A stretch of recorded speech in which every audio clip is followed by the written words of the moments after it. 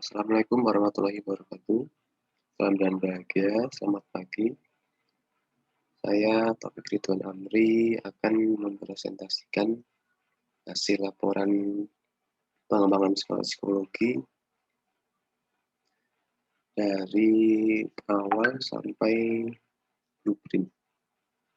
Oke, judul saya yaitu upaya meningkatkan semangat kerja melalui komunikasi organisasi. Kita langsung ke pembahasan materi bab 1, yaitu pendahuluan. Yang pertama, latar belakang. Dalam kehidupan sosial manusia, tentunya senantiasa ingin berinteraksi dengan manusia lainnya, dan saat berinteraksi yang secara terus-menerus, maka akan menimbulkan timbal balik seperti rasa nyaman, senang, dan lain-lain. Apabila manusia telah merasakan kenyamanan di lingkungannya, maka semua hal yang akan dikerjakan akan menjadi menyenangkan karena ada rasa nyaman tersebut.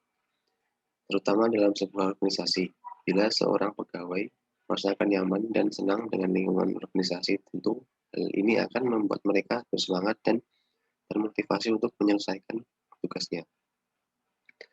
Komunikasi organisasi dalam sebuah organisasi sangatlah penting.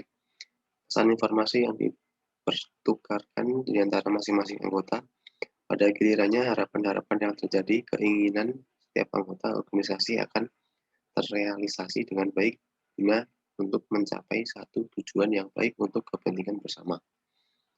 Komunikasi organisasi merupakan suatu cara untuk menghubungkan orang-orang dengan peraturan, ide-ide, fakta, pikiran-pikiran, dan nilai-nilai sehingga mereka dapat membagi apa yang mereka rasakan. Dalam suatu organisasi, diperlukan suatu sistem yang dapat menunjang kinerja organisasi tersebut. Pencapaian tujuan organisasi memerlukan kerjasama yang baik antar komponen di dalamnya. Untuk itu, diperlukan sekali adanya komunikasi yang baik antar anggota di dalamnya.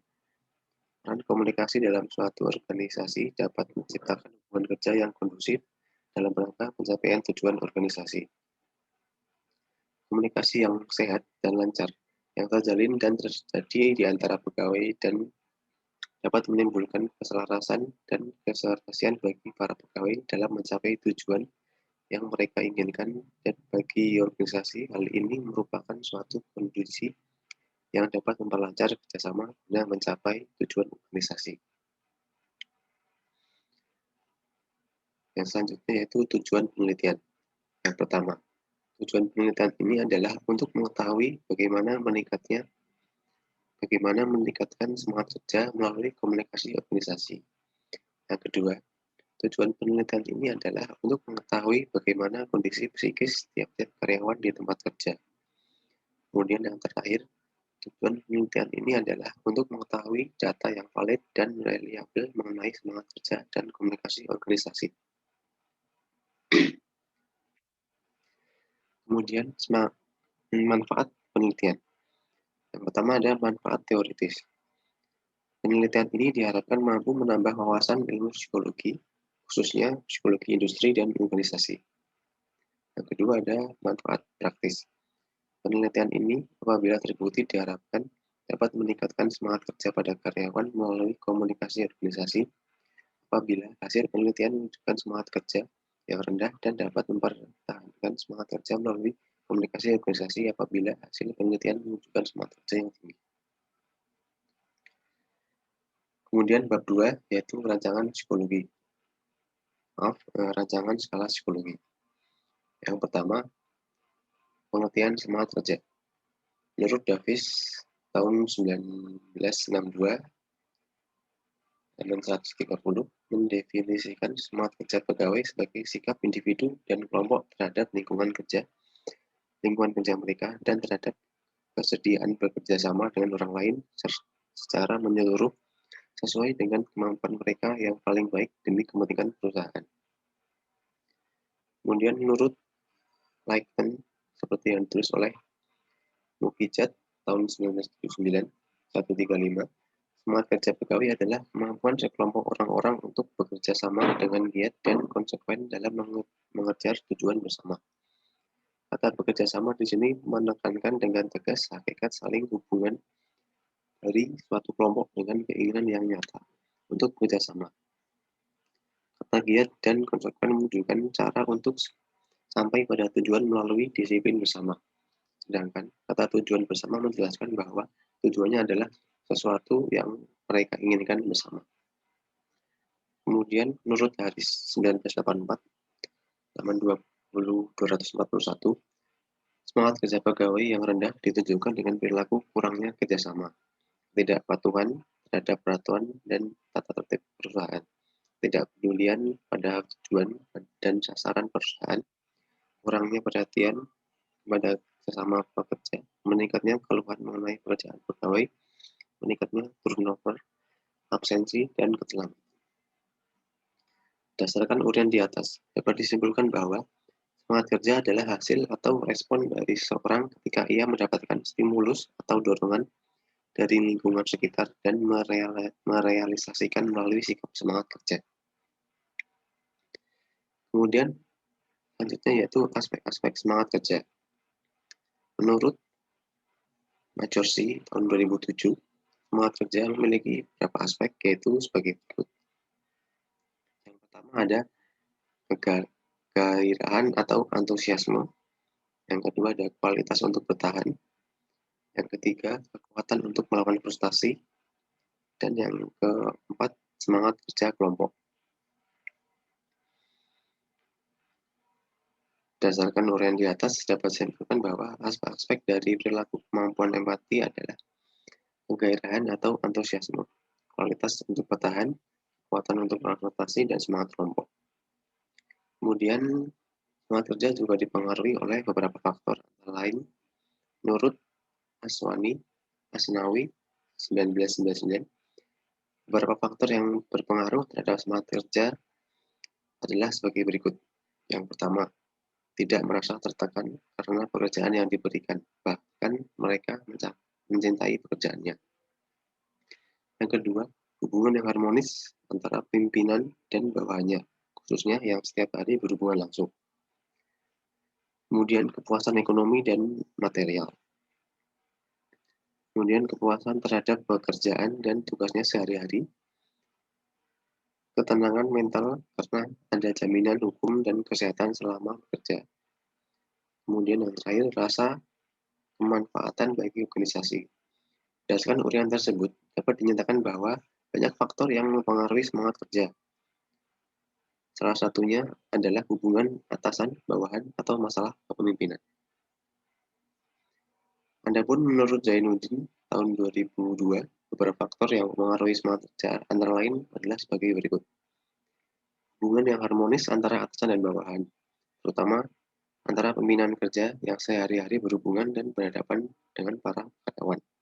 Yang kedua, terdapat suatu suasana yang iklim kerja yang bersahabat dengan anggota-anggota lain organisasi, apalagi dengan mereka yang sehari-hari banyak berhubungan dengan pekerjaan. Yang ketiga, rasa kemanfaatan bagi tercapainya tujuan organisasi yang merupakan tujuan bersama mereka yang harus diwujudkan bersama-sama.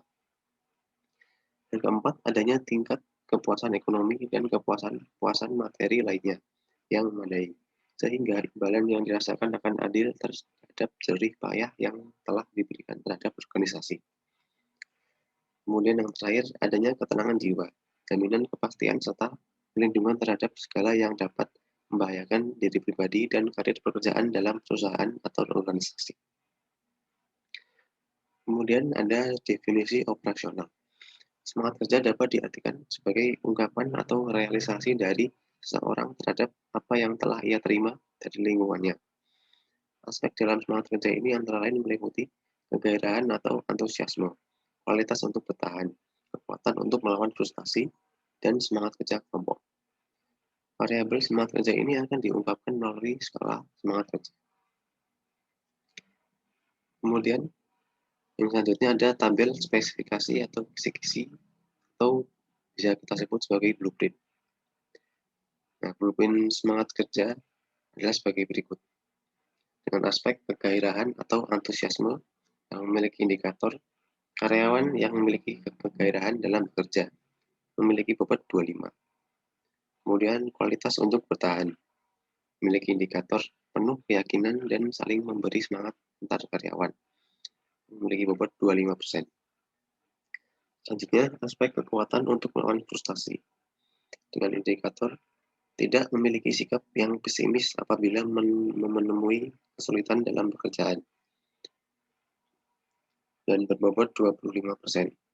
Kemudian yang terakhir, aspek semangat kelompok, yaitu dengan indikator saling tolong-menolong, juga memiliki bobot 25%, sehingga total jumlah bobotnya itu 100%. Kemudian distribusi sebaran item skala semangat kerja sebelum diuji coba, yaitu aspek kegairahan atau antusiasme memiliki item favorable yaitu 1, 9, 17, 25, 33, dan unfavorable yaitu 5, 13, 21, 29, 37, dan memiliki frekuensi yaitu 10. Kemudian kualitas untuk bertahan memiliki item favorable yaitu 2, 10, 18, 26, dan 34. Dan item unfavorable yaitu 6, 14, 22, 30, 38. Dan frekuensi yaitu 10. Kemudian aspek kekuatan untuk melawan frustasi. Memiliki item favorable yaitu 3, 11, 19, 9, dan 35.